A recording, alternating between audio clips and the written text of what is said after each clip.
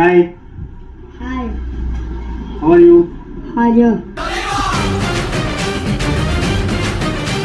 நம்ம விட்டு நம்ம கிட்டே போடுறேன் ஆரம்பிச்சிட வேண்டியதான். A few moments later. Tiles இருக்குதா? டைல்ஸா? டைல்ஸ் தான் கீழ இருக்கு. அந்த டைல்ஸ் இல்ல. அந்த கம்பியில போடுவாங்கல அந்த டைல்ஸ். அம்மா, இதே டைல்ஸ் மாதிரி தான் கட் பண்ணி போட்டுடா, நல்லா இருக்கும். இது என்ன பிரமாதம்? இதை விட பெசலைட் ஒன்னு இருக்கு. 225 ரூபா. நீங்க எவ்வளவு குறைக்கலாம்? வேற 200 ரூபா, நான் 25 ரூபா கொடு. ஆனா இது புதுசா இருக்குனே, புதுசா இருக்கு. ஆடி தள்ளுபடி. ஆடி வெள்ளியிலே தாயின் சந்நிதியில் நாளைக்கு எடுத்துட்டு வரலாம்.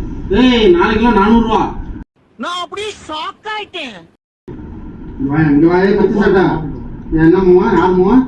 சின்னதா. சின்னதா மூணு இங்கோட. 25 ரூபா குத்தி எத்தனை போடான்றான், கேட்க மாட்டேன்றான். 25 ரூபா. காசு இல்லப்பா. அவ்வளவுதான், நம்மள முடிச்சு விட்டீங்க போங்க. இருங்க பாய். காசு என்னடா காசு, கஸ்டமர் தானே இங்க முடிச்சுங்கடா. உங்களை மாதிரி மனுஷன்லாம் இருக்கனாலதான் கொஞ்சமாச்சும் மழை பெய்யுது. என்ன மனுஷன்? எவ்வளவு போடுறது? என்னத்த குனிஞ்சு குனிஞ்சு பாக்குறான், படிக்கவும் தெரியாது. ஆர்பி.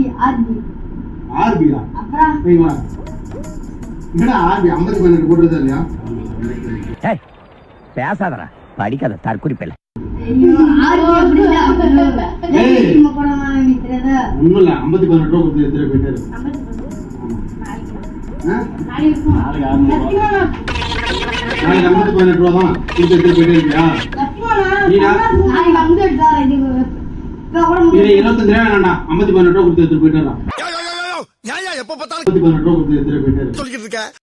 சத்தியமா சொல்ல நாளைக்கு வரமா? இது உண்மையிலுமே நாளைக்கு 50 பதினெட்டு ரூபாடா. எங்க அம்மா கூப்பிட்டு வந்து இதுதான் எடுக்கணும். எத்தனுவா? பைத்தியக்கார பைலட் இந்த நாடு மக்களும் மாட்டிட்டு படுற பாடு. நீ யார் பையன்? நான் தங்கவேல் பையன். நீ தங்கவேல் மோனோட நீ?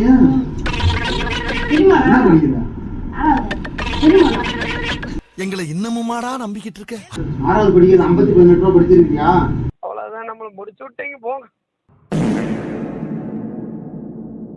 யூடியூப் சேனலுக்கு எல்லாருமே லைக் பண்ணுங்க, ஷேர் பண்ணுங்க, சப்ஸ்கிரைப் பண்ணுங்க.